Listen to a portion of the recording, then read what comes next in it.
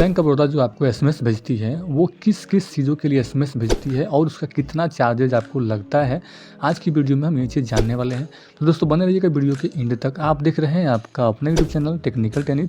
दोस्तों अगर आप मेरे चैनल पे नए हैं, तो कृपया चैनल को सब्सक्राइब कर लीजिएगा और बेल आइकन को दबाना बिल्कुल भी नहीं भूलिएगा। तो चलिए दोस्तों जानते हैं कि बैंक ऑफ बड़ौदा एसएमएस का कितना चार्जेज़ लेती है और किस-किस चीज़ों के लिए एसएमएस भेजती है।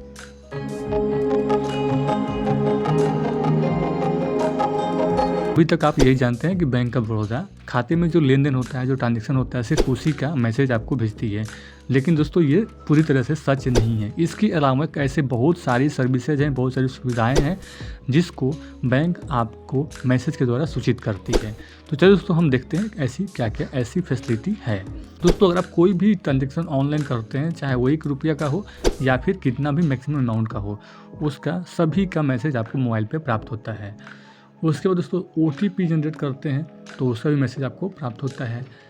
उसके बाद दोस्तों जो भी ट्रांजैक्शन जो बैंक के द्वारा आप करते हैं, वो अगर 5000 से ऊपर का अमाउंट का ट्रांजैक्शन है तो उसका मैसेज आपको आपके मोबाइल पे प्राप्त होता है। इसके बाद दोस्तों चेक अगर आपका क्लियरिंग में प्रेजेंट किया हुआ है, आपने किसी को चेक दिया है, उसने क्लियरिंग में लगाया हुआ है, तो उसका भी मैसेज आपको आपके मोबाइल पे प्राप्त हो जाता है। इसके अलावा दोस्तों आधार लिंकिंग, अगर आप आधार लिंकिंग अपने खाते में करवाते हैं तो उसका भी मैसेज बैंक आपको भेजती है। यानी कि आप मिस कॉल करके अपने मोबाइल पे एसएमएस के द्वारा अपने अकाउंट का बैलेंस जान सकते हैं। इसके बाद दोस्तों है चेकबुक डिस्पैच इन्फॉर्मेशन, यानी कि आप अगर चेकबुक का अप्लाई करते हैं तो चेकबुक जब डिस्पैच हो जाता है आपके एड्रेस पे आपको मिलने के लिए, तब बैंक आपको मैसेज के द्वारा सूचित करती है कि आपका चेकबुक डिस्पैच हो गया है और आपका ट्रैकिंग ID ये है। इसके बाद दोस्तों अगर आप नया अकाउंट ओपन करवाते हैं तो बैंक आपको मैसेज करती है कि आपका अकाउंट सक्सेसफुली ओपन हो गया है और आपका नया अकाउंट नंबर ये है। इसके बाद दोस्तों एक होता है पोटेंशियली डोरमेंट अकाउंट, यानी कि आपने अपने खाते में काफ़ी लंबे समय से कोई भी ट्रांजैक्शन नहीं किया है तो बैंक आपको पहले ही एक इन्फॉर्मेटिव मैसेज भेजती है कि आपका अकाउंट डोरमेंट होने वाला है, उसमें जल्दी ही ट्रांजैक्शन करके अकाउंट को एक्टिव कर लें। इसके अलावा दोस्तों FDR मैच्योरिंग एसएमएस, यानी कि जब आपका कोई FDR मैच्योर होने वाला है, यानी कि आपने 1 साल का FD किया और वो 1 साल टाइम पूरा हो गया है, तो उसके 1 महीना पहले ही बैंक आपको मैसेज भेज करके अलर्ट करती है कि आपका जो FD है उसका समय पूरा हो गया है। आप चाहें तो उसको कंटिन्यू रख सकते हैं या फिर उसको बंद कर सकते हैं। उसके बाद दोस्तों अगर आप नया FDR करते हैं, न्यू फिक्स डिपॉजिट करते हैं, तो उसका भी मैसेज आपको बैंक आपके मोबाइल पे भेजती है। उसके बाद दोस्तों लोन का इंस्टॉलमेंट, यानी कि आपने लोन लिया है और उसका लोन का इंस्टॉलमेंट ड्यू होने वाला है, तो बैंक आपको पहले ही मैसेज भेज करके आगाह कर देगी कि इस महीने की इस तारीख को आपका बैंक का जो लोन है उसका इंस्टॉलमेंट ड्यू है। आप अपने खाते में सफिशिएंट बैलेंस मेंटेन करें या फिर लोन का जो इंस्टॉलमेंट है वो जमा कर दें। इसके अलावा दोस्तों लोन का ओवर ड्यू होता है, यानी कि आपका जो EMI है वो ड्यू है, आपने पैसा नहीं भरा है तो वो पैसा ओवर ड्यू कहलाता है, तो उसका भी मैसेज आपको बैंक भेजती है आपके मोबाइल पे, ताकि आपको पता चल सके कि आपका जो लोन है वो कितना उसमें बकाया राशि है।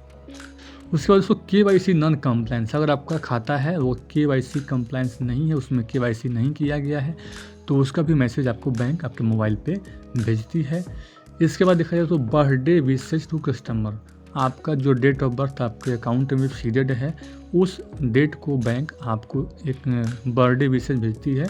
Acceptance of form 15G and 15H, जब भी आप फॉर्म 15G या 15H बैंक में जमा करते हैं तो बैंक आपको एक मैसेज भेज करके इंटीमेट करती है कि आपका जो फॉर्म 15G या 15H है वो सक्सेसफुली सबमिट हो गया है।